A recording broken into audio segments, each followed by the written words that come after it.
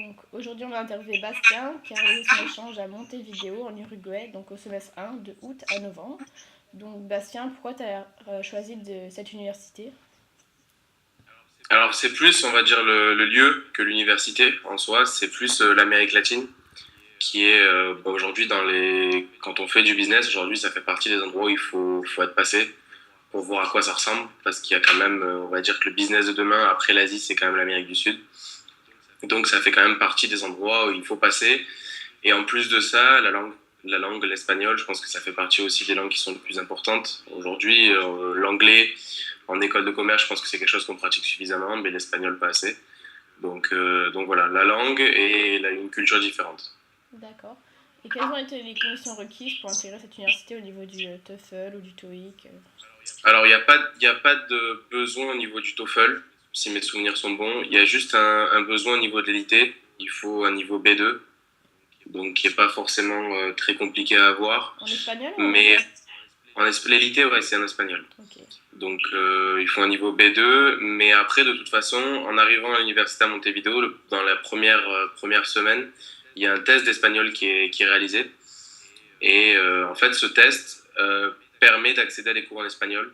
Donc en fait, pour accéder aux cours en espagnol, il faut avoir un certain niveau. Et si on n'a pas ce niveau-là, en fait, on a des cours supplémentaires d'espagnol qui sont à quelque chose comme 400 dollars, US dollars, et qui durent peut-être 3 mois, 3 4 mois. C'est quelque chose que c'est 400 euros, 400 dollars, c'est vrai. Ça fait, du moins avec les transferts d'argent, ça va faire 320 euros, je pense, 300 et quelques euros. C'est un coût, c'est sûr, mais c'est, moi, je pense, très important parce que justement, il y a différents niveaux en fait par rapport au cours et on reprend un peu les bases, on reprend un peu tout, donc c'est bien en arrivant. Donc même si vous avez le niveau, moi, je recommande quand même malgré tout de le faire, du moins, voilà. D'accord. Donc, quelles ont été les procédures, les documents administratifs pour intégrer cette école? Alors, c'est une procédure assez basique, on va dire. C'est quelque chose de à peu près normal, plus une université en fait. C'est une université. Et en fait, pour l'université, c'est juste des documents à remplir comme, on va dire, comme une entrée basique en école chez nous en France. Donc, des documents administratifs, donc voilà, qui vous aident, du moins d'où vous venez, différents papiers. Et derrière, une lettre de motivation. Donc, pourquoi l'Uruguay, pourquoi Montevideo, pourquoi l'Universidad de Montevideo, et une lettre de recommandation d'un professeur. D'accord. On va passer à l'environnement scolaire. Donc, est-ce que tu as eu un large choix de cours? Alors au niveau de l'accès aux cours, alors peut-être parce que j'étais le premier étudiant Kedge Marseille à partir sur Montevideo, sur l'université de Montevideo, il n'y a pas de choix, il n'y a pas de problème de choix. C'est-à-dire qu'on peut choisir j'ai pu choisir ce que je voulais. Donc j'avais l'accès à tous leurs cours, toutes leurs parties, tous leurs départements en fait. Donc autant du droit que de n'importe quoi. Je pouvais passer autant de l'ingénierie que du management, en passant par du droit, que des langues. C'était vraiment ouvert. J'avais accès à tout, avec un choix qui peut être à peu près 300, 400, 500 cours différents. Voilà. Donc au niveau du choix, j'ai pas eu. Voilà, j'ai pu choisir vraiment ce qui me plaisait. Ce qui me plaisait et surtout dans les langues que je voulais. Parce que ce qu'il y avait surtout, c'est qu'il y avait beaucoup de cours. Donc, logique, beaucoup de cours en espagnol, très peu en anglais. Mais malgré tout, sur les cours en anglais, il y a toujours quand même un très large choix. Et quasiment toutes les matières sont doublées. Donc à voir par rapport au semestre, certaines matières se jouent dans le premier semestre, sont en anglais, dans le deuxième semestre en espagnol, ou inversement. Donc voilà. Mais D'accord. au niveau du choix, c'était pas un problème. Ok. Est-ce que le niveau des cours il était élevé? Pardon. Est-ce que le niveau des cours il était élevé?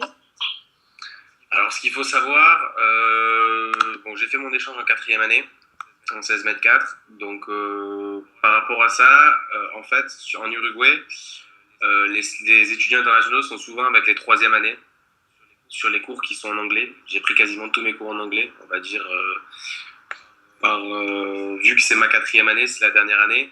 Donc j'ai pas voulu prendre beaucoup de risques. J'ai pris quasiment tous mes cours en anglais, j'en ai pris un seul en espagnol.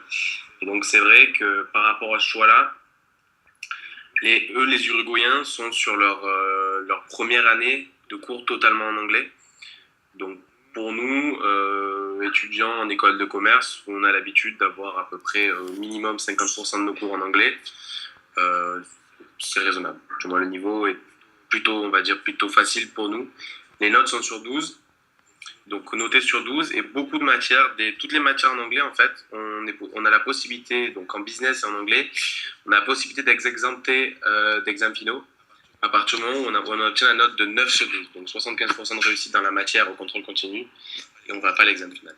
D'accord. Donc, Ouais. Est-ce que la charge de travail était importante? Est-ce qu'il y avait beaucoup d'heures de cours par semaine? Alors, au niveau des heures, c'est différent de chez nous, en fait. Les crédits ne se basent pas par rapport aux heures, comme on peut le voir dans nos universités, dans nos écoles de commerce françaises. C'est basé par rapport à la difficulté du cours. Donc premièrement, et sinon, si je me rappelle bien, c'est entre 25 et 30, et peut-être entre 20 et 25 heures de cours par matière. Et par rapport à la charge de travail, c'est beaucoup de boulot de groupe. Donc je pense qu'on a un peu l'habitude de ça. Beaucoup de boulot de groupe, donc il y a au moins une ou deux présentations par cours, donc sur des sujets divers et variés. Et sinon, voilà, avec deux examens, des mi-termes, donc des partiels, on va dire, de demi-étape. On va le retrouver 2 fois. Et très souvent, c'est pour le contrôle continu, c'est ces 2 notes donc de partiel, une note de participation, une note d'oral. Voilà, donc c'est 4 notes qui font la note sur 12 du moins de contrôle continu. D'accord, je vois. Et au niveau des méthodes d'enseignement, est-ce que c'est différent par rapport à Cage? Par exemple, dans certaines universités, il y a pas mal de lectures. Est-ce que c'est pareil en Uruguay ou... Alors, oui, il y a pas mal. En fait, selon les cours, c'est toujours pareil parce qu'il y a certaines matières où non, mais très souvent, tous les cours, en fait, entre chaque cours, il y a une préparation à faire. Donc, soit alors, il y a certains cours où c'est carrément, il y a un bouquin à lire pour le cours, donc il doit faire peut-être 200-300 pages. Et très souvent, c'est des articles, en fait, des articles de journaux, des articles voilà, qui sont très intéressants parce que ça permet, en fait, c'est pas obligatoire, c'est facultatif en soi, mais ça permet de préparer le cours. Donc, en fait, en le faisant, quand on arrive le jour du cours, il y a certains éléments qu'on a captés et qui, au fur et à mesure du cours, on va mieux comprendre, on va nous expliquer, en fait, on va comprendre où il veut nous amener, où le prof veut nous amener. Donc, très souvent, c'est bénéfique quand même de malgré tout de les faire, au moins de les lire ou de faire autre chose. Et est-ce que les profs sont facilement accessibles? Alors ça, c'est quelque chose qui est totalement différent de chez nous. Alors on dit déjà que chez nous, les profs sont très accessibles, mais là, ça a complètement rien à voir. C'est-à-dire qu'au bout de peut-être 2 cours, les profs connaissent tous les prénoms de tous les élèves. Tout le monde se tutoie. Donc prof, élève, tout le monde se tutoie. Après, c'est aussi la facilité par rapport à l'espagnol. C'est comme, on va dire, sur l'Amérique latine, l'Uruguay et l'Argentine surtout, ils utilisent en fait un sorte de mot qu'on pourrait dire le you en anglais et qui passe aussi bien pour le tu que pour le vous. Donc en fait, le boss, on l'utilise tout le temps. C'est le VOS voilà, donc il s'utilise tout le temps. Donc, mais sinon, n'importe quoi qui puisse arriver, quoi qui puisse se passer, les profs sont super accessibles. On a soit par mail, soit alors ils sont très peu à l'université parce qu'ils ont en fait très souvent ils donnent des cours mais ils bossent surtout à côté. Donc ils sont pas comme chez nous où ils sont un peu plus sur l'université où ils ont allé peut-être des cours par semaine. Très souvent ils font qu'un cours par semaine ou 2 cours par semaine. Donc à côté de leur boulot quoi, ils ont une journée de cours et tout le reste ils bossent. Donc voilà, dur de les capter à part en cours, mais sinon du moins face à face, mais sinon par email, très souvent même par téléphone, c'est pas un souci pour eux. Voilà, ils sont très très accessibles sur ça, il n'y a aucun problème. C'est vraiment très simple. D'accord.